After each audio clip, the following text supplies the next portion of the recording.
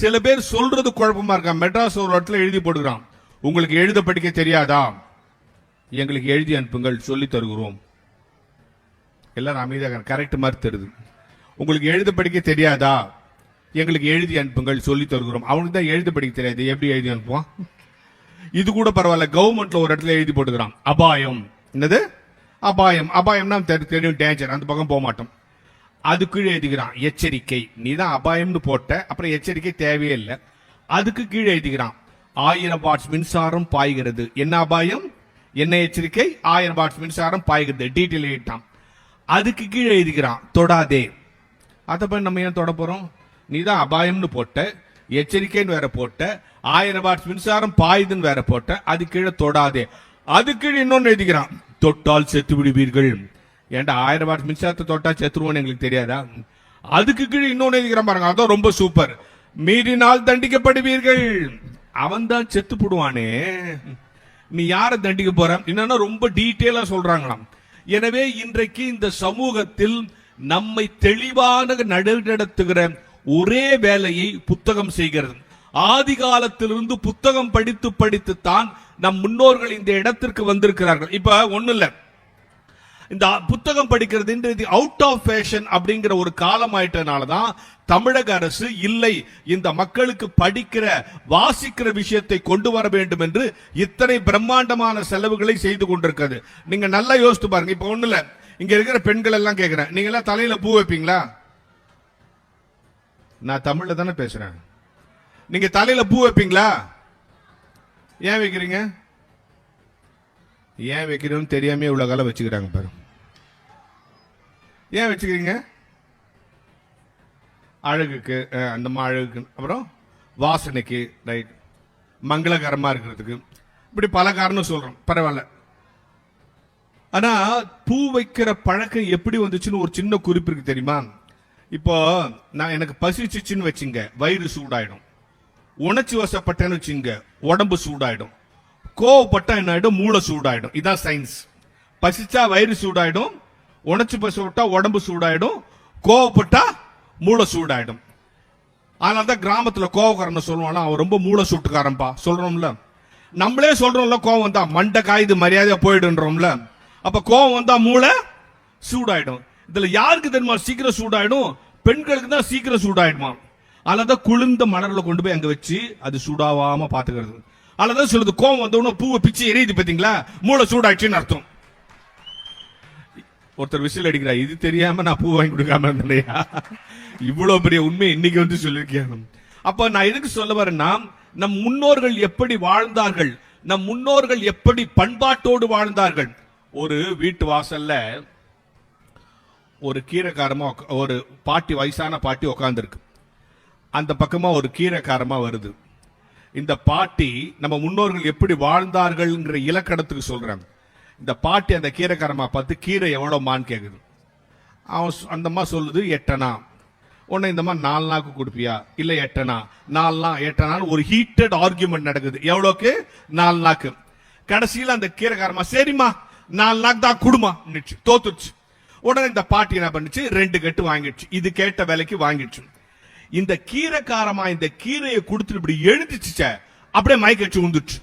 உடனே இந்த பாட்டி கடகடன் தண்ணி தெளிச்சு, என்ன ஆச்சுன்னு உள்ள போய் காஃபியை சுட வச்சு கொடுத்து, அதுக்கு வச்சு இந்த 2 இட்லி கொடுத்து, நான் காலையில் சாப்பிடாம வந்துட்டேன்னு சூடா ஒரு தோசை சுட்டு கொடுத்து, மத்தியானம் சாப்பிடாம இருக்காதுன்னு கையில ஒரு 30 ரூபா கொடுத்து தான் பழைய புடைய ஒன்று கொடுத்துச்சு. அந்த பேரன் பார்த்தான், இவ்வளவு நேரம் 4 நாக்கு அந்த பொம்பளையோட இவ்வளவு ஆர்கியூ பண்ணிட்டு இப்ப 300 ரூபா செலவு பண்ணிட்டிய பாட்டி, உன்னை புரிஞ்சிக்கவே முடியலன்னா. அதுக்கு அந்த பாட்டி சொல்லுச்சு, வணிகத்தில் தர்மம் கிடையாது, தர்மத்தில் வணிகம் கிடையாது. இதுதான் நம் முன்னோர்களுடைய வாழ்க்கை. இந்த வாழ்க்கையை எங்கே இருந்து தெரிந்து கொள்கிறோம்? புத்தகத்தில் இருந்து தெரிந்து கொள்கிறோம். இந்த வாழ்க்கையை எங்கே இருந்து தெரிந்து கொள்கிறோம்? புத்தகத்திலிருந்து. என்ன சொன்னா, புத்தகம் சில மூளையில் ஏற்றி விடுகிற விஷயம். இன்னைக்கு இந்த நாட்டில் எல்லாம் தவறாக இருக்கிற பொழுது மனிதனை சரியாக ஆற்றுப்படுத்துகிற ஒரே வேலையை எது செய்கிறது? புத்தகம். சார், புத்தகம் படிக்கிறதுனால என்ன நன்மை? இந்த தம்பி சொன்னார்ல, உங்க பையன் ஃபெயில் ஆயிட்டான்னு சொன்னா வருத்தப்படாதீங்க, அவங்கிட்ட ஜெயிக்கிற இன்னொரு ஆற்றல் இருக்கணும். அதுக்கு ஒரு உதாரணம் சொல்லவா? கணித மேதை ராமானுஜம், அவர் தான் இந்த நாட்டில் மேக்ஸ்ல எக்ஸ்பர்ட். அவரை மாதிரி கணக்கு போட முடியாதுல்ல. யார் யார் நல்லா கணக்கு போட்டா ஒரு கணித மேதை ராமானுஜம் சொல்லுவாங்கல்ல, அந்த கணித மேதை ராமானுஜம் இங்கிலீஷ்ல ஃபெயில், 3 தடவை ஃபெயில், 3வது தடவை 3 மார்க்ல ஃபெயில். நான் பொய் சொல்லலங்க, கணித மேதை ராமானுஜம் வரலாற்று எடுத்து படிச்சு பாருங்க. அதனால அவரால் ஹையர் ஸ்டடிஸ் போக முடியல. ஆர்பர்ல ஒரு கிளார்க் வேலைக்கு போயிட்டாரு. கிளார்க் வேலைக்கு போன அந்த ராமானுஜம் உலக அளவில் கணித மேதை அங்க உருவானது எப்படி தெரியுமா? கிளார்க் வேலை செஞ்சுக்கிட்டே இருக்காரு. ஃப்ரீ டைம்ல எல்லாம் ஒரு லைப்ரரிக்கு போவார். அந்த லைப்ரரியில புக் எடுத்து படிச்சுக்கிட்டே இருப்பார். அப்படி படிச்சுட்டு இருக்கும்போது அந்த லைப்ரரியில கேம்பிரிட்ஜ் பல்கலைக்கழகத்திலிருந்து ஒரு பேராசிரியர் ஒரு பத்திரிகையில ஒரு கணக்கு போட்டு, இந்த கணக்குக்கு யாராவது விடை எழுதுங்கன்னு எழுதியிருக்கார். நிறைய பேர் எழுதி போட்டாங்க, தப்பு. ராமானுஜமும் எழுதி போட்டார், கூட ஒரு லெட்டர் வச்சு அனுப்பிச்சார். அந்த கேம்பிரிட்ஜ் ப்ரொஃபசர் பார்த்துட்டு அசந்துட்டான். இதுவரைக்கும் வந்த ஆன்சர்லயே இந்த ஆன்சர் தான் கரெக்ட் ஆன்சர், ஸ்ட்ரைட் ஆன்சர். யார் எழுதியிருப்பான் கூட வச்சிருக்க லெட்டரை பார்த்தா அவர் நினைச்சாரு யாரோ ஒரு பெரிய ப்ரொஃபசர் எழுதியிருப்பான்னு நினைச்சாரு. கடைசியில பார்த்தா ஆர்பர்ல இருக்கிற கிளார்க் அவர் பதில் எழுதினாரு. இதுவரைக்கும் வந்த ஆன்சர்லயே உன் ஆன்சர் தான் கரெக்ட் ஆன்சர், உன் ஆன்சர் தான் சரியான ஆன்சர், நீ என்ன கிளார்க்கா இருக்கேன்னு சொல்லிட்டு ராமானுஜத்துக்கு லெட்டர் எழுதி என்ன தெரியுமா பண்ணாரு? அவரு மெட்ராஸ் யூனிவர்சிட்டிக்கு லெட்டர் எழுதினாரு. டே மெட்ராஸ் யூனிவர்சிட்டியில் இருக்கிற ப்ரொஃபசர், உன் கணித மேதைன்னு ஒருத்தர் தேடிட்டு இருக்கீங்களே, அவன் உங்க யூனிவர்சிட்டியில இல்லடா, யூனிவர்சிட்டிக்கு எதிர்க்க ஒரு ஆர்பர் இருக்கு பார், அங்க கிளார்க்கா வேலை செஞ்சுட்டு இருக்கான்டா, அவனை போய் தூக்குங்கடா, அவன் தாண்டா இந்த நாட்டில் கணித மேதை ராமானுஜம் வெளிநாட்டுக்காரன் எழுதுறான். எழுதுனதோடு நிக்கிற இங்க இருந்து புறப்பு ஒரு ப்ரொஃபசரை நீங்க போய் அந்த ராமானுஜத்தை பார்த்துட்டு வாங்க, அவன் தான் கடிதத்தில் அறிவுன்னு சொல்லிட்டு ராமானுஜத்தை கேம்பிரிட்ஜ் பல்கலைக்கழகத்துக்கு வரவழைத்து தேர்வு எழுதாமலே பட்டம் கொடுத்தார்கள் என்பதுதான் ராமானுஜத்தினுடைய வரலாறு. அந்த ராமானுஜம் ஆங்கிலத்தில் தோற்று போனார், ஆனால் கடிதத்தில் ஜெயித்தார். நான் இங்க இருக்கிற பிள்ளைங்களுக்கு சொல்றேன், நான் போற கூட்டத்துல சொன்னேன், இன்னைக்கு செல்போன் ஒரு பெரிய பிரச்சனையா இருக்கு. எல்லா பிள்ளைங்க நான் ஸ்கூல்ல வாத்தியாரா இருக்கேன். இப்ப வாத்தியாரா இருக்குன்னா எங்க ஸ்கூல்ல ஒரு தடவை இன்னைக்கு இருக்கிற பையன் நிறைய +2 பசங்களை எங்க ஹெட்மாஸ்டர் போட்டு அடி நடிக்கிறார். உடனே நான் ஏன் சார் அடிக்கிறீங்க? அருள் பிரகாஷ் இவன் என்ன பண்ணா தெரியுமா, பஸ் ஸ்டாண்ட்ல போய் இந்த பொண்ணுங்களெல்லாம் பார்த்தான். உங்களுக்கு எப்படி தெரியும்னா, நான் அங்க போனேன்னாரு. நீங்க ஏன் சார் அங்க போனீங்கன்னா, இவன் பாக்குறானான்னு பாக்குறதுக்கு நான் போனேன். உடனே இந்த +2 பசங்களை கூப்பிட்டு, டேய் ஏன்டா ஹெட்மாஸ்டர் இப்படி அடிலாம் வாடிக்கிற, பஸ் ஸ்டாண்ட்ல போய் இந்த பொண்ணுங்களெல்லாம் பாக்குறது தப்பு இல்லையா? அதுல ஒரு பையன் சொல்றான், சார் நீங்க தானே தமிழ் நடத்தும் போது சொன்னீங்க. என்னடா சொன்ன? தமிழ் நடத்தும் போது சொன்னீங்கல்ல, நான் பஸ் ஸ்டாண்ட்ல போய் பொண்ணுங்க பான்னு சொன்னேன். இல்ல நீங்க தானே சொன்னீங்க அழகு எங்க இருந்தாலும் ரசிக்கணும்னு சொன்னீங்கல்ல. நான் ஒரு மலையை ரசிக்கிட்டா ஒரு கடலை ரசிக்கிட்டானா, இவன் பஸ் ஸ்டாண்ட்ல போய் ஒரு பொண்ணை பார்த்துட்டு நீங்க தானே சொன்னீங்கன்னா. அதுல ஒரு பையன் என்ன கேட்டான், சார் இது பேர் என்ன? முகம். ஆங்கிலத்தில் இதுக்கு என்ன பேரு? ஃபேஸ். இன்னொரு பேர் என்ன? ஃபிகர். முகம் பார்க்க போனேன்னு சொல்லி பாருங்க, தப்பா தெரியல. ஃபிகர் வெட்ட போனேன்னா தப்பா தெரியுது. எங்களை என்ன பண்ண சொல்றீங்க? அது லாங்குவேஜ் ப்ராப்ளம்ட்டான். நான் அவன்கிட்ட சொன்னேன், கரெக்டா, இது முகம்தான். இந்த காலத்து பசங்களை எப்படி அணுகணும்னு சொல்றேன். இது முகம்தான், ஆங்கிலத்தில் இதுக்கு பேரு ஃபிகர் தான். நீ ரோட்ல போற பொண்ணை பார்த்து ஃபிகர்னு சொல்ற. நம்ம வீட்லயும் பெண்கள் இருக்காங்க. ஒழுக்கம்னா என்ன தெரியுமா? வீட்டுல எதை செய்ய மாட்டோமோ அதை வெளியேயும் செய்யக்கூடாது, அதுக்கு பேர் தான் ஒழுக்கம். ஒழுக்கம்னா என்ன? வீட்டுல எதை செய்ய மாட்டோமோ அதை வெளியேயும் செய்யக்கூடாது. நீ ரோட்ல போற பொண்ணை பார்த்து ஃபிகர்ன்ற, நம்ம வீட்லயும் பெண்கள் இருக்காங்க. எவனாவது உங்க அம்மாவை பார்த்து இதான் என்ன பெத்த ஃபிகர் சொல்லுவியா? இல்ல எவனாவது உங்க பாட்டியை பார்த்து எங்க அப்பாவை பெத்த ஃபிகர் உட்காந்துக்குது சொல்லுவியா? இல்ல எந்த அப்பாவது மொத்தம் 3 ஃபிகர் பெத்தேன், பெரிய ஃபிகர் BA படிக்குது, அடுத்த ஃபிகர் 8th படிக்குது, கடைசி ஃபிகர் 5th படிக்குது. அப்ப வீட்டில் எதை சொல்ல மாட்டோமோ அதை வெளியேயும் செய்யக்கூடாது, அதுதான் ஒழுக்கம். அந்த ஒழுக்கத்தை இன்னைக்கு என்ன பிரச்சனைன்னு சொன்னா, சார் நீங்க எல்லாரும் இங்க பலர் உட்கார்ந்து இருக்கீங்க, தினம் கற்றுக்கொள்ள வேண்டிய ஆர்வத்தை நம் பிள்ளைகளுக்கு குறைக்க வேண்டும். நீங்க எல்லாரும் திருவிளையாடல் படம் பார்த்திருப்பீங்க இல்லையா? எல்லாரும் பார்த்திருக்கீங்க, நிறைய பேர் இப்ப பெரியவங்களா இருக்கீங்க. அந்த திருவிளையாடல் படத்திலேயே நமக்கு பிடிச்ச காட்சி எது? அந்த நாகேஷும் சிவாஜியும் பேசுவாங்களே, பிரிக்க முடியாதது எது, சேர்ந்தே இருப்பது எது. அந்த சீனை இன்னைக்கு பார்த்தோம். அந்த சீனுக்கு பின்னால ஒரு சின்ன சம்பவம் இருக்கு, சொல்றேன் கேளுங்க. திருவிளையாடல் படம் எடுக்கிறதுன்னு அந்த இயக்குனர் முடிவு பண்ணிட்டார். முடிவு பண்ணி சிவாஜியை ஹீரோவா பிக்ஸ் பண்ணிட்டார். அடுத்தது நாகேஷை போய் பிக்ஸ் பண்றார். நாகேஷ் கிட்ட சொல்றார், நீங்க இந்த ரோல்ல நடிக்கிறீங்க, தர்மி ரோல்ல நடிக்கிறீங்க. நாகேஷ் சொல்றார், வேணாம் சார், சிவாஜியோட நடிச்சா நான் எடுபட மாட்டேன், வேணாம். இல்ல நீங்க தான் நடிக்கிறீங்க. நாகேஷை பிக்ஸ் பண்ணியாச்சு. Particular scene shooting. எந்த சீன்? சிவாஜியும் நாகேஷும் பேசுவாங்களே அந்த சீன் ஷூட்டிங் நடக்குது. சீன் ஷூட்டிங் முடிஞ்ச உடனே அந்த டைரக்டர் போய் சிவாஜிட்டு, அண்ணே இந்த சீன்ல சூப்பரா நடிச்சிட்டீங்க அண்ணன் கை கொடுக்குறாரு. யாருக்கு? சிவாஜிக்கு. ஒன்னு நெட் அந்த யூனிட்ல இருக்கிற லைட் மேன், மேக்கப் மேன் எல்லாரும் போய் சிவாஜி கை கொடுக்குறான். அண்ணா என்ன நல்லா இருக்குங்க. நாகேஷ் ஒரு ஓரமா போய் நின்ட்டார். இதுக்கு தான் இந்த படத்துல நடிக்க மாட்டோம், சிவாஜி இந்த சீன்ல நம்மள தூக்கி சாப்பிட்டாருன்ட்டு. இப்படி எல்லாரும் சிவாஜிக்கு கை கொடுத்தோன்னா சிவாஜில தள்ளுங்க தள்ளுங்க தள்ளுங்க தள்ளுங்கட்டு நேரம் நாகேஷ்ட வந்தார். நாகேஷ் கை கொடுன்னாரு. நாகேஷ் சொன்னார், என்னன்னா எல்லாரும் உனக்கு கை கொடுக்குறாங்க, நீ போய் எனக்கு கை கொடுக்குறிய? அதுக்கு சிவாஜி சொன்னார், இல்ல இன்னும் 50 வருஷம் கழிச்சு இந்த படத்தை யாராவது பார்த்தாலும் இந்த சீன்ல என்ன ரசிக்க மாட்டாங்க, ஒன்னதான் ரசிப்பாங்க. இப்படி சொன்ன உடனே எல்லா கூட்டமும் நாகேஷ்ட வந்துட்டான். நம்மளால தான் எங்க கூட்டம் சேர்த்து அங்க ஓடிடுவானு. எல்லாம் வந்து நாகேஷ்ட கை கொடுத்தா, அண்ணன் கை கொடுங்க கை கொடுங்க, சிவாஜி உங்களை பாராட்டிட்டாரு, எப்படி நடிச்சீங்க இந்த ரோல்? அப்ப நாகேஷ் ஒரு பதில் சொன்னார் பாருங்க, அதான் இந்த கூட்டத்துக்கான மெசேஜ். நாகேஷ் சொன்னார், இந்த படத்துல தானா புலம்புற தர்மி கேரக்டர்னு டைரக்டர் எனக்கு சொல்லிட்டாரு. நான் டெய்லி மயிலாப்பூர் கபாலீஸ்வரர் கோயில் குளத்துல வாக்கிங் போவேன். அங்க ஒரு பைத்தியக்காரன் தானா பேசி நிற்பான். டெய்லி அவனை பார்த்து அவன் செய்யறத அப்படியே இங்க செஞ்சேன். அந்த பைத்தியக்காரன் தான் எனக்கு இன்ஸ்பிரேஷன் சொன்னார். என்ன பொருள்? கற்றுக்கொள்ள வேண்டும் என்ற ஆர்வம் இருந்தால் பைத்தியக்காரனிடத்திலிருந்து கூட கற்றுக்கொள்ளலாம். கற்றுக்கொள்ள முடியாது என்று முடிவெடுத்து விட்டால் நாம் பக்கத்து வீட்டில் திருவள்ளுவர் இருந்தாலும் பயனில்லை. எனவே கற்றுக்கொள்ளுகிற ஆர்வத்தை வளர்ப்பதற்குத்தான் இந்த புத்தக கண்காட்சி நடத்தப்படுகிறது. எல்லா இடத்திலும் புத்தக கண்காட்சி நடத்துது. இன்வால்மெண்ட். ரெண்டாவது, உங்க பிள்ளைகளுக்கு சொல்லிக் கொடுக்கிற விஷயம் இன்வால்மெண்ட். எல்லாரும் எங்க ஸ்கூல்ல ஒரு பையன் இங்கிலீஷ் மீடியம், எலக்ட்ரிசிட்டினா எலக்ட்ரிக் குட்டின்றான். உன்ன teacher, say properly, not electric குட்டி, எலக்ட்ரிசிட்டி. எலக்ட்ரிக் குட்டினா போய் உங்க அப்பா கூட்டினாடா. உங்க பையன் பாருங்க சார் சரியா படிக்க மாட்டான். என்ன எலக்ட்ரிசிட்டினா எலக்ட்ரிக் குட்டின்றான். அவங்க அப்பா, அவ்வளவுதான் அவனுக்கு கெப்பா குட்டி, நான் என்ன பண்றதுன்னுட்டார். அந்த ஆளுக்கு கெப்பாசிட்டி வரல.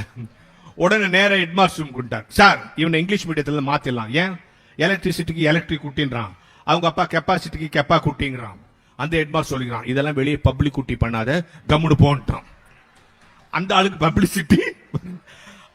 ஆரிஜின் ப்ராப்ளம் நல்லா புரிஞ்சுங்களேன். இத்தனை பெரிய கூட்டம், இத்தனை பெரிய செலவு, இத்தனை பெரிய ஏற்பாடுகள், இத்தனை பேச்சாளர்களுடைய பயணம், இத்தனை செலவு எதுக்கு தெரியுமா? எதுக்கு தெரியுமா? ஒரு அரசு தன்னை தம்பட்டம் அடித்துக் கொள்வதற்கல்ல, தனக்கு தன் நாட்டில் வாழுகிற மக்களுக்கு அறிவார்ந்த தலைமுறையை உருவாக்க வேண்டும் என்கிற ஆசைப்படுகிற இடத்தில் தான் இந்த இடத்துல. சரி சார், நீங்க புக்கு படின்னு சொல்றீங்க. புக்கு படிக்கிறதுனால என்ன பயம்? 3 விஷயம் நன்மை இருக்கு. ஒன்று, உங்கள் மனசுக்குள் இருக்கிற அடிமைத்தனம் விலக வேண்டும் என்று சொன்னால் நிறைய புத்தகங்கள் படிக்க வேண்டும். இப்ப என்ன யோசித்து பாருங்களேன், இப்ப நீங்க புக்கு படிக்க படிக்க 3 விஷயம் நடக்கும். ஒண்ணு, உங்களுக்குள்ள இருக்கிற அடிமைத்தனம் போயிடும். 2வது, புதிய புதிய சிந்தனைகள் வரும். 3வது, உங்கள் பிள்ளைகளை அறிவாளிகள் ஆக்க வேண்டும் என்று சொன்னால் நாம அறிவாளிகளா அவளுக்கு முன்னால காட்சி அளிக்கணும். ஒரு காட்டுல ஒரு ராஜாவும் மந்திரியும் போயிட்டே இருந்தாங்க. திடீர்னு அவங்க கூட வந்த பரிவாரங்களை விட்டு அவங்க தனியா போயிட்டாங்க. வழி தெரியல, எப்படி காட்டை விட்டு வெளியே போறதுன்னு தெரியல. அப்ப இந்த ராஜாவுக்கு தண்ணி தாகம் வந்துருச்சு. உடனே ராஜா அந்த மந்திரியை கூப்பிட்டு, எங்க இருந்தா தண்ணி எடுத்துனுவான்னா. அவன் சுத்தி முத்தி பார்த்துட்டு, ஐயோ ஒரே காடா இருக்குது, இங்க தண்ணியே கிடைக்கல. ஐயோ இப்ப எனக்கு என்ன தண்ணி வேணுமே, என்ன பண்றதுன்னப்போ அந்த காட்டுக்குள்ள ஒரு குருட்டு பிச்சைக்காரன் வந்து நேர்றான். இவனை கேட்டு பாருன்னா. மந்திரி சொன்னா, இவனே குருடனா இருக்கிறாரு, இவருக்கு எப்படி தெரியும், இருந்தாலும் கேட்டு பார்க்கலான்னு.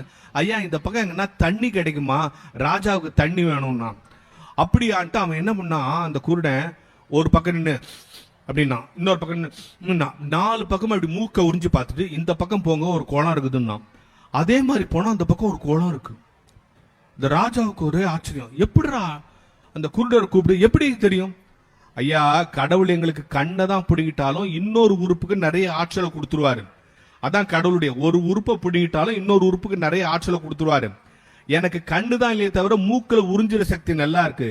4 பக்கம் உறிஞ்சு பார்த்தேன், இந்த பக்கம் வந்து குலுங்காத்து வந்துச்சு, கூடுதலா வந்துச்சு. அதனால இந்த பக்கம் குளம் இருக்கும்னு நினைச்சேன், சொன்ன குளம் இருந்துச்சு. நான் ஆஹா அருமையான அறிவாளி, இவனுக்கு ஒருவேளை பிச்சை சோறு போடுனா ராஜா. உடனே அரண்மனையில இருந்து அவனுக்கு பிச்சை சோறு போட்டான். அரண்மனைக்கு போயிட்டான். அங்க போனோம்னா இந்த ராஜா கிட்ட ஒரு 3 வியாபாரிகள் வந்து முத்தெல்லாம் வித்தான். இதுல எந்த முத்து நல்ல முத்துன்னு செக் பண்ணும். டக்குன்னு ராஜாவுக்கு அந்த பிச்சைக்காரன் ஞாபகம் வச்சு அவனை கூட்டுவாங்க.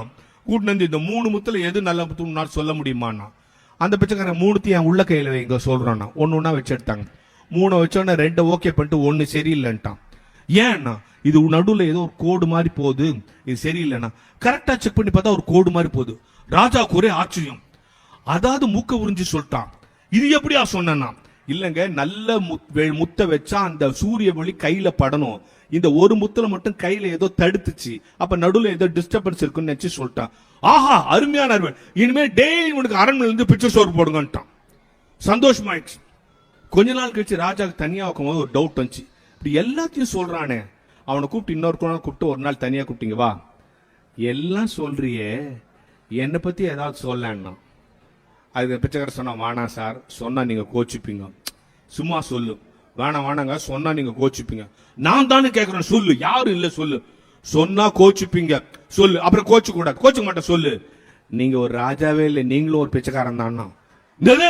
என்ன பார்த்து பிச்சைக்காரன் பாத்தீங்களா, கோச்சுக்கிறீங்க பாத்தீங்களா, நான் அதுதானே சொல்ல மாட்டேன். எப்படி சொல்றேன் அதெல்லாம் எனக்கு தெரியாது, நீங்க பிச்சைக்காரன், ஆனா உங்க அம்மா போய் கொடுங்க. ராஜா கடக்கணும் அவங்க அம்மாட்ட போட்டோம். அம்மா என்னம்மா, நான் வந்து ராஜா இல்லையானா? அவங்க அம்மா, ஆமாண்டா, வெளியே சொல்லாதரா, எனக்கு பொம்பளை பிள்ளையா பிறந்துருந்து உங்க அப்பா ரொம்ப திட்டினார்னு நீ எனக்கு பிரசவம் ஆகும்போது பொம்பளை பிள்ளை அங்கே ஒரு பிச்சைக்காரனுக்கு கொடுத்துட்டு அதுகிட்ட இருந்து ஆம்பளை பிள்ளை எடுத்துன்னு வந்தான். அதுதான்டா நீ இங்கே அரசால வேண்டியது எங்கேயோ பிச்சை எடுத்துனுக்குது, நீ எங்கேயோ பிச்சை எடுக்க வேண்டிய நீ ராஜாவா இருக்கிறான்னா. இந்த ராஜாவுக்கு ஒரு ஆச்சரியம். என்ன ஆச்சரியம்னா, இந்த உண்மை இன்னைக்குதான் நமக்கு தெரியும். நம்ம அம்மா நம்மகிட்ட சொல்லுது. இந்த பிச்சைக்காரனுக்கு எப்படி தெரியும்? நேரம் வந்தான். டே அதெல்லாம் இருக்கட்டும், நான் பிச்சைக்காரன் மாதிரி தானே எங்க அம்மா கன்ஃபார்ம் பண்ணிட்டாங்க, அது எப்படி நீ கண்டுபிடிச்சான்னா? அதுக்கு அவன் சொன்னான், உன்னை முதல்ல காட்டுல பார்த்தேன் பார்த்து, அப்பயே கன்ஃபார்ம் பண்ணிட்டேன் நீ பிச்சைக்காரன் பையன் தான். எப்படின்னா, ஒரு ராஜாவுக்கு உதவி செஞ்சா ஒரு பொண்ணை கொடு, முத்த கொடுன்னு சொல்லுவான். நீ ஒவ்வொரு முறையும் பிச்சை சோறு போடு, பிச்சை சோறு போடுன்னு பார்த்தியா, அப்பயே முடிப்பட்டு.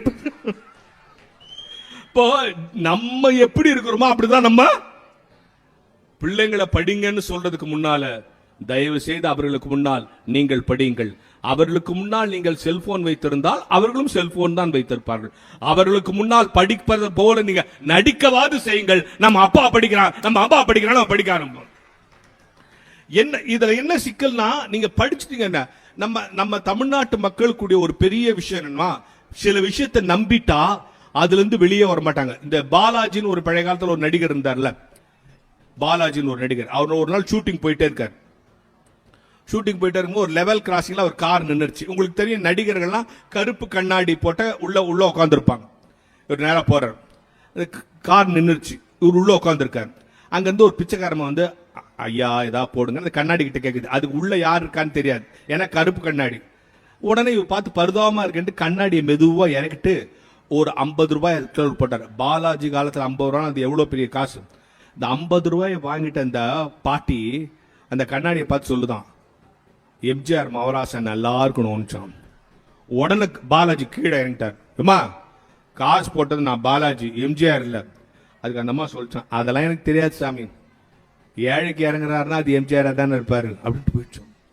அதுதான் எம்ஜிஆரின் பலம், அதுதான் தமிழ்நாட்டின் பலம், அதுதான் அதிமுகவின் பலம். என்ன காரணம்னா, நம்ம மக்கள் ஒண்ணு நம்பிட்டாங்கன்னா அது வந்து மாற மாட்டாங்க. ஒருத்தன் ஒரு நாள் ராத்திரி பூனையை முழுங்குற மாதிரி கனவு கண்டான்.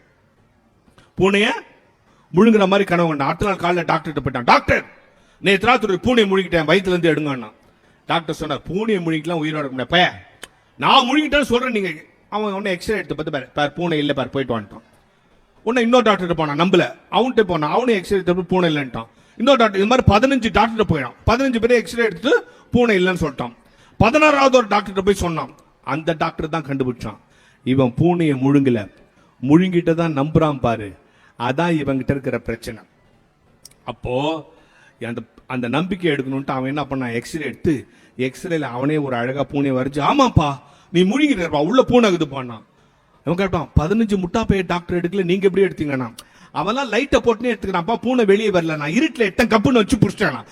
அருமையான டாக்டர், கண்டுபிடிச்ச நீங்க தான் வெளியே எடுக்கணும், நீ ஒன்னும் கவலைப்படாத, நாளைக்கு வா நான் ஆபரேஷன் எடுத்துக்கிறேன். அவனை அனுப்பிச்சுட்டு கம்பவுண்டர் கூப்பிட்டு சொன்னான், அதான் போறான் பார், அவன் பூனையை முழுங்கல, முழுங்கிட்டு தான் நம்புறான் பாரு, அதான் அவன் கிட்ட இருக்கிற பிரச்சனை. அதனால நாளைக்கு ஒரு பூனைக்குட்டி ரெடி பண்ணிக்கோ, அவன் ஆபரேஷன் தியேட்டர்ல உட்கார வச்சு டப் டுப்புன்னு அடிச்சு பூனை எத்தாச்சுன்னு சொல்லலான்ட்டு அவன் அந்த கம்பவுண்டர் ஒரு வெள்ளை பூனைக்குட்டி ரெடி பண்ணிக்கலாம். அடுத்த நாள் வந்தவன ஆபரேஷன் அப்படி வச்சு லைட் செட்டு டப் டுப்புன்னு ஆச்சு, இந்தாப்பா உன் வயதுல இருந்து பூனை எடுத்தாச்சுன்னா. ஆஹா அருமையான டாக்டர், 3 மாசத்துக்கு முன்னாலே உங்ககிட்ட வராது போயிட்டேன், அதனால என்னப்பா பூனை தான் இப்ப எடுத்தாச்சுன்னா. அது இல்ல டாக்டர், நான் முழுந்தது கருப்பு பூனை, நீங்க எடுத்துக்கிறது வெள்ளை பூனை, அது உள்ள போய் குட்டி போட்டுச்சு, மத்த பூனை வெளியேட்டான். அந்த டாக்டர் தொழிலே விட்டுருப்பான்ல. நல்லா புரிஞ்சுங்க, இந்த புத்தக கண்காட்சியில் இத்தனை பேர் வந்து பேசுகிறார்கள், இத்தனை கலை நிகழ்ச்சி நடக்கிறது, நான் பேசுகிறேன், எனக்கு பின்னால் அண்ணன் பேச போகிறார். என்ன நோக்கம் தெரியுமா? நாளைக்கு இப்போ நான் பேசும்போதே கவனிச்சிருப்பீங்க, திடீர்னு தூய தமிழ் பேசுறேன், திடீர்னு சாதாரணமா பேசுறேன். இப்ப நான் ஒரு தமிழ் ஆசிரியர், நான் என் கிளாஸ்லயும் சரி, இப்ப நான் போற கூட்டங்களும் சரி, இன்னைக்கு ராத்திரியே நீங்க தூய தமிழ்ல பேசணும் நான் எதிர்பார்க்கலாமா? இப்ப வீட்டுக்கு போனா இப்பதான் மீட்டிங் முடிஞ்சிச்சு, 2 பேர் பேசினாங்க, டிஃபன் இருக்குதா தான் கேட்பீங்க. அதை விட்டுட்டு இப்பொழுதுதான் புத்தக கண்காட்சி முடிந்து வந்திருக்கிறேன், எனக்கு இரவு உணவு இருக்கிறதான்னு கேட்டீங்கன்னு வச்சுங்க, உங்களுக்கு பைத்தியம் பிடிச்சிச்சு நினைச்சிடும். உங்க வீட்டுல நல்லா தானடி புக் ஃபேர் போனேன் என்னாச்சுன்னு கேட்பாங்கல்ல. இப்போ ரோட்ல போயினேங்கிறான், அவனுக்கு ஆக்சிடென்ட் ஆச்சு, அவனை கொண்டு போய் ஆஸ்பத்திரி, டாக்டர் ட்ரீட்மெண்ட் கொடுங்க அப்படின்னு சொல்லுவோம். அங்க போய் நின்றுட்டு தமிழ் பற்றோட, மருத்துவர் அவர்களே, சற்று முன்னர் விபத்து நடந்த காரணத்தினால், இவருக்கு ரத்தம் போயிருக்கிற காரணத்தினால் இவர் சிகிச்சை அளிக்கும்படி கேட்டுக் கொடுக்கிறேன், அவன் செத்து போடுவான். அப்ப தூய தமிழில் பேசுவது மட்டுமல்ல தமிழ் பற்று, தமிழுக்கு ஒரு தூய்மை கேடு வந்தால் துடிக்கிறோமே, அதற்கு பெயர் தான் தமிழ் பற்று. அப்ப யோசித்து பாருங்கள். இன்னைக்கு எங்க ஸ்கூல்ல நான் கேட்பாங்க, ஏன் சார் எல்லாருக்கும் ஒரு மொழி இது, நீங்க மட்டும் தமிழ் பேசும்போது அப்படி துடிக்கிறீங்களே, நரம்பெல்லாம் புடச்சுக்குதே ஏன்னுவான். எல்லாருக்கும் ஒரு மொழி இது. ஆந்திராக்காரனுக்கு தெலுங்கு தாய்மொழி, கேரளாக்காரனுக்கு மலையாளம் தாய்மொழி, பெங்களூர்ல இருக்கிறவங்க கன்னட தாய்மொழி, அது மாதிரி எனக்கு தமிழ் தாய்மொழி. இதுல என்ன பெரிய விஷயம் இதுன்னா, அப்ப நான் அவன்கிட்ட சொன்னேன், டே எல்லாருக்கும் ஒரு தாய்மொழி இருக்குது, ஆனா எல்லா தாய்மொழிக்கும் நம்ம தாய்மொழிக்கு என்ன தெரியுமா வித்தியாசம்? இப்ப எல்லா நாட்டுக்கும் ஒரு முதலமைச்சர் இருக்கிறாங்க. எங்க அப்பாவே எங்க நாட்டுக்கு முதலமைச்சர்னா எனக்கு பெருமையா இருக்குமா இருக்காதா? எங்க அப்பா தாடா சிஎம் சொல்லணும்னா இல்லையா? அது மாதிரி எல்லோருக்கும் ஒரு தாய்மொழி இருக்கிறது. எல்லா மொழிக்கும் எந்த மொழி தாயாக இருக்கிறதோ அந்த மொழி எனக்கு தாய்மொழியாக இருக்கிறது. எனவே தான் நான் பெருமைப்படுகிறேன். அப்ப எல்லா மொழிக்கும் தமிழ் தான் தாய்மொழின்னு எவன் சொன்னா? நான் சொல்லல. கால்டுவெல் என்கிற அறிஞன் இந்த நாட்டுக்கு வந்து 172 ரீசன் எழுதி வச்சு போயிருக்கான். எல்லாம் எத்தனை ரீசன்? 172 ரீசன். எல்லா மொழியும் தமிழ் மொழியிலிருந்து தான் பிறந்துச்சு. ஒரு சின்ன சம்பவம் சொன்னேன். நீங்க உலகத்துல எந்த லாங்குவேஜ் லெட்டர் எழுதினாலும் 5 ஷேப் இல்லாம எழுத முடியாது. ஒரு முழுவட்டம், ஒரு அரைவட்டம், ஒரு நேர்கோடு, ஒரு குறுக்கு கோடு, ஒரு வளைவு. இந்த 5 ஷேப் இல்லாம உலகத்துல எந்த மொழியாவது எழுத முடியுமா? English, Malayalam, Kannada, Urdu, Russia, Japan, என்ன மொழினாலும் இந்த 5 ஷேப்ல எழுதணும். ஒரு ஃபுல் சர்க்கிள், ஒரு ஆஃப் சர்க்கிள், ஒரு ஸ்ட்ரெயிட் லைன், ஒரு ஹரிசாண்டல் லைன், ஒரு கர்வ். இந்த 5ல 1 2 இல்லாம உலகத்துல எந்த மொழியும் எழுத முடியாது. ஆனால் நன்றாக புரிந்து கொள்ளுங்கள் அடப்பிரியாத வாசகர்களே, பார்வையாளர்களே, இந்த 5 வடிவம் இல்லாமல் உலகத்தில் நீங்கள் எந்த மொழியையும் எழுத முடியாது. ஆனால் இந்த 5 வடிவமும் ஒரே இடத்தில் எந்த மொழியிலாவது இருக்கிறது என்று சொன்னால் இல்லை. ஆனால் தமிழில் எழுதி பாருங்கள், முழுவட்டம் இருக்கிறது, அரைவட்டம் இருக்கிறது, நேர்கோடு இருக்கிறது, குறுக்கு கோடு இருக்கிறது, வளைவு இருக்கிறது. இதுல இருந்தாண்டா எல்லா மொழியும் தோன்றிருக்கேன். ரெஃபரன்ஸோட சொன்னோம். நான் என்ன சொன்ன, நான் எல்லா மொழியையும் நேசிப்பது, எல்லா மொழியையும் கற்றுக்கொள்ளுங்கள், தமிழ் மொழி மீது மட்டும் பற்று கொள்ளுங்கள். அவ்வளவுதான் நமக்கு. யார் நம்ம எதையும் வேணாம்னு சொல்ல, எல்லா மொழியும் கற்றுக்கொள்ளுங்கள். ஏன்? இது உணர்வு சார்ந்த மொழி, இது உணர்வு சார்ந்த மொழி. இன்றைக்கு இருக்கிற சமுதாயத்தில் இருக்கிறவர்கள் எல்லா இடங்களிலும் பயணிக்க வேண்டும் என்று சொன்னால் புத்தகங்கள் கொடுக்கிற அறிவு மாதிரி. இப்ப நாங்க பேசுறோம் சொன்னா, எல்லாவற்றையும் எடுத்துக்கொண்டு பேசுகிறோம் என்று சொன்னால் எதை வைத்து பேசுகிறோம்? தொடர்ந்து வாசிப்பதால். இப்போ இந்த கூட்டத்தில் இருக்கிற யாராவது சின்ன பிள்ளை இவரை மாதிரி நம்மளும் பேசணும்னு ஆசைப்படுகிறான்னு சொன்னால் அவன் தினந்தோறும் ஒரு புத்தகத்தையாவது வாசிக்க வேண்டும். இப்ப புக் ஃபேர் எல்லாம் பிள்ளை வளர்ப்பது எப்படின்னு புக் விற்கிறான். நம்ம அப்பா அம்மாலாம் ஒரு புக் படிச்சா வளர்த்தாங்க. பிள்ளை வளர்ப்பது எப்படி? அதை ஒரு 5ஆம் கிளாஸ் பையன் படிக்கிறான். நீ ஏன்டா படிக்கிறானா? என்ன கரெக்டா வளர்க்குறாங்களான்னு செக் பண்றேன். இல்ல, அப்ப யோசித்து பாருங்க, இந்த சமூகத்தின் மிகப்பெரிய சிக்கல் அப்படி என்ன சொன்னா, நான் தொலைக்காட்சிகளும் செல்போனும் தடையாதான் இருக்கு. நீங்க தொலைக்காட்சிகளும் செல்போனும் எல்லா நேரத்திலும் நமக்கு தடையாதான் இருக்கு. அதுவும் தொலைக்காட்சிகள் யோசித்து பாருங்க, நான் சீரியல் விடுங்க, அட்வர்டைஸ்மெண்ட் காட்டுறான் பாருங்க. ஒரு அட்வர்டைஸ்மெண்ட் காட்டுறான் சார், ஒரு பையன் போய் ஒரு பொண்ணுகிட்ட என் கூட காப்பு சாப்பிட வரியான்றான். அந்த பொண்ணு சொல்லுது, இல்லை நீ பல்லு சரியா வளர்க்க மாட்டேன், நான் அவன் கூட வரமாட்டேன். அடுத்த நாள் ஏதோ ஒரு பிரஷ் எடுத்து பல்லு வளர்க்குறான். அடுத்த நாள் இந்த பொண்ணு அவனோட காப்பு சாப்பிட போகுது. அவன் என்ன நினைச்சா இந்த அட்வர்டைஸ்மெண்ட்டை போடுறான்னா, இப்படி போட்டா நிறைய பேர் இந்த பேஸ்ட்டை வாங்குவாங்கன்னு நினைச்சு அவன் போடுறான். நம்மால் என்ன நினைச்ச இந்த பேஸ்ட்டை வாங்குறானோ, இந்த பேஸ்ட்ல பல்லு வளர்க்குனா நிறைய பேர் நம்மளோட காப்பு சாப்பிட வருவாங்க போலதுன்னு இவன் நினைச்சுக்கிறான். இது கூட பரவாயில்ல சார், இன்னொரு அட்வர்டைஸ்மெண்ட், எங்க வீட்டு டிவி ஆலனா கல் எடுத்து குடிச்சிருப்பேன். நம்ம வீட்டுல இருந்து ஒரு பொண்ணு ராத்திரி வீட்டை விட்டு போட்டா அது எவ்வளவு பெரிய அசிங்கமா நடப்போம். ஒரு பொண்ணு ராத்திரி வீட்டை விட்டு போறான், அவங்க லவ்வர் கீழே கார் வச்சு நிக்கிறான். இவ காருக்குள்ள ஏறா, இவ ஏறதுக்கு முன்னால அவங்க அப்பா உள்ள ஏறி உட்காந்துன்னு ஓடுறதான் ஓடுற, இந்த ஸ்வீட் சாப்பிட்டா அப்புறம் ஓடுன்றான். அவெல்லாம் ஒரு அப்பனா சார். இந்த 10 மணிக்கு ராத்திரி எங்கடி போன நாயன் காலை வெட்டாம ஓடுறதான் ஓடுற இந்த சீட் சாப்பிடுவோம். அப்ப என்ன சொல்ல வரான், அந்த சீட் சாப்பிட்டா எல்லாரும் வீட்டை விட்டு ஓடுவாங்கன்னு சொல்ல வரானா? ஒண்ணு வேணாம் சார், இப்படி எடுத்துங்க. இப்ப நான் இங்க பேசினே இருக்கிறேன். இப்ப எங்க ஒய்ஃபுக்கு ஒரு போன் வருதுன்னு வச்சுங்க, நம்ம பக்கத்து தெருவில் ஒரு கொலை நடந்துச்சு, எங்க ஒய்ஃபுக்கு போன் வருதுன்னு எங்க ஒய்ஃப் என்ன பண்ணுவாங்க, எனக்கு போன் பண்ணுவாங்க. சார் எங்கங்க இருக்கிறீங்க, வழக்கம் போல எந்த ஊர்லயாவது பெனாத்தி நிற்காதீங்க, நம்ம பக்கத்து வீட்டில் கொலை நடந்துச்சா, பத்திரமா வாங்கட்டும். அவங்க கதவெல்லாம் சாத்தின்னு என் பொண்ணெல்லாம் பத்திரமா உள்ளே வெளியே போதுன்னு தானே சொல்லுவாங்க. அப்படிதானே சொல்லுவாங்க. நீங்களா இருந்தாலும் அப்படிதானே சொல்லுவீங்க, அப்படிதானே சொல்லுவீங்க.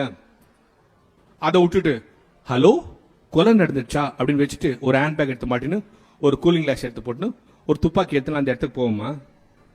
ஆனா ராதிகா போறாங்களே, நம்ம பாக்குறோமே, அது யதார்த்தத்துக்கு மீறியதா இல்லையா? இல்லையா? அப்போ நல்லா யோசித்து பாருங்க. இந்த தொலைக்காட்சிகள், இந்த ஊடகங்கள், நான் போற எல்லா கூட்டத்திலையும் சொல்றது, செல்போன் ஒரு மிகப்பெரிய தேவை, ஆனால் மிகப்பெரிய தொல்லை. இப்ப அதை தேவையா வச்சுக்கிறதா தொல்லையா வச்சுக்கிறதா, இது பெரிய கேள்வியா இருக்கு. இங்கே தொகுத்து வழங்குகிற பெண்மணி கூட அந்த கருத்தை முன்னிறுத்தி சொன்னார்கள். இங்கே பல பிள்ளைகளும் பெற்றோர்களும் சேர்ந்து வந்திருப்பதால் சொல்லுகிறேன், செல்போன்ங்கிற விஷயம் நமக்கு தேவைதான், அதுல இல்லைன்னு சொல்லல. நம்ம சில விஷயங்களை தெளிவா தெரிஞ்சுக்கணும். இப்போ இந்த நாட்டில் இப்போ டாக்டர் கிட்ட போறோம், ஆஸ்பத்திரிக்கு போறோம். இப்போ ஆஸ்பத்திரிக்கு போகவும் பயமா இருக்கு இல்லையா? முதல் கொரோனால நிறைய பேர் செத்தாங்க, ரெண்டாவது கொரோனால நிறைய பேர் சாவல. ஏன் சொல்லுங்க, ஏன் சொல்லுங்க? ரெண்டாவது கொரோனா எவனும் ஆஸ்பத்திரிக்கு போல, உற்று அங்க போனாதான் பிரச்சனையா இருக்குது. எதுவா இருந்தாலும் இங்கேயே பார்த்து போகணும்.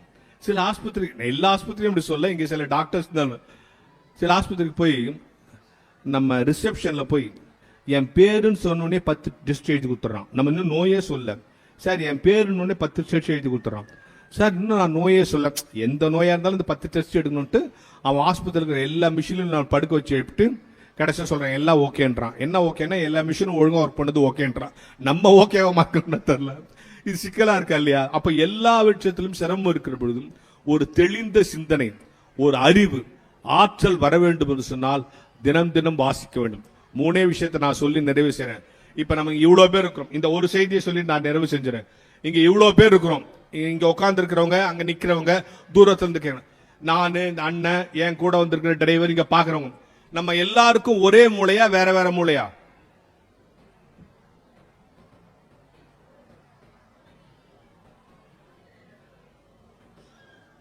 நீங்க ரொம்ப புத்திசாலி தெரியுமா? கொஞ்ச நேரம் அமைதியா இருந்தா அவரே சொல்லிடுவார். இல்ல, நம்ம எல்லாருக்கும் ஒரே மூளை வேற மூளை. சும்மா யாரும் ஒருத்தர் சொல்லுங்க, ஒரே மூளை. சரியா? ரைட், உங்க ஆன்சர் ஒரே மூளை.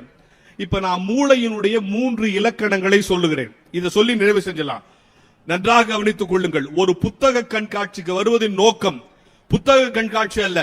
எந்த பேச்சை நீங்கள் கேட்டாலும், எந்த உரையை கேட்டாலும், யாருடைய சொற்பொழிவை கேட்டாலும், இந்த அரங்கத்தை விட்டு வெளியே போகிற போது what is the take home message today, இன்றைக்கு நான் வீட்டிற்கு என்ன எடுத்துக்கொண்டு போகிறேன் என்று நீங்கள் கேட்க வேண்டும். அப்படி எதையாவது நீங்கள் எடுத்துக்கொண்டு போவீர்கள் என்று சொன்னால் இந்த நிகழ்ச்சியும் இந்த பேச்சும் வெற்றி இல்லையா? ஏதாவது வீட்டுக்கு எடுத்துட்டு போகணும். சரி, இப்ப நீங்க என்ன சொன்னீங்க, எல்லாருக்கும் மூளை ஒண்ணுதான் சொல்லிட்டு. அண்ணா இன்னைக்கு காலையில் என்ன சாப்பிட்டீங்க? தோசை. அண்ணன் இன்னைக்கு காலையில் என்ன சாப்பிட்டீங்க? தோசைன்னு சொல்லிட்டார். இப்ப அண்ணனை பார்த்தனா, போன மாசம் 12ஆம் தேதி மத்தியானம் என்ன சாப்பிட்டீங்க அப்படின்னா, பாழா அப்படின்னு சொல்றாருல. இன்னைக்கு காலையில் சாப்பிட்டது ஞாபகம் இருக்கும். இப்ப நம்ம பேர் நமக்கு மறந்துடுமா? திடீர்னு யாராவது கூப்பிட்டு எனக்கு பேர் வச்சு ரொம்ப நாள் ஆச்சுடி, என் பேர் என்ன சொல்லுன்னு கேட்குமா? கேட்க மாட்டோம். இப்ப இந்த ஃபங்க்ஷன் முடிஞ்ச உடனே உங்க வீடு உங்களுக்கு மறந்துருமா? ஐயோ எங்க வீட்டு அட்ரஸ் மறந்து போச்சு யாராவது சொல்லுவீங்களா? அப்ப நம்ம மூளையினுடைய முதல் ஆற்றல் என்ன தெரியுமா? எதை சேவ் பண்ணணும், எதை எரேஸ் பண்ணணும். இன்னைக்கு சாப்பிட்டு ஞாபகம் இருக்கு, ஒரு வாரம் கழிச்சு இதுவும் மறந்துடும். அப்ப நம்ம மூளையினுடைய முதல் ஆற்றல் என்ன? சேவ் பண்ணும், எரேஸ் பண்ணும். எதை சேவ் பண்ணிக்கணும், எதை எரேஸ் பண்ணணும். ரெண்டாவது ஆற்றல் என்ன தெரியுமா நம்ம மூளைக்கு? இந்த உலகத்தில் இருக்கிற எல்லா கம்ப்யூட்டரை விட நம்ம மூளை தான் ஸ்பீடு. பொய் சொல்லல. அதுக்கு ஒரு உதாரணம் சொல்லவா? இந்த உலகத்தில் இருக்கிற எல்லா கம்ப்யூட்டரை விட நம்ம மூளை தான் ஸ்பீடு. அதுக்கு ஒரு உதாரணம் சொல்லவா?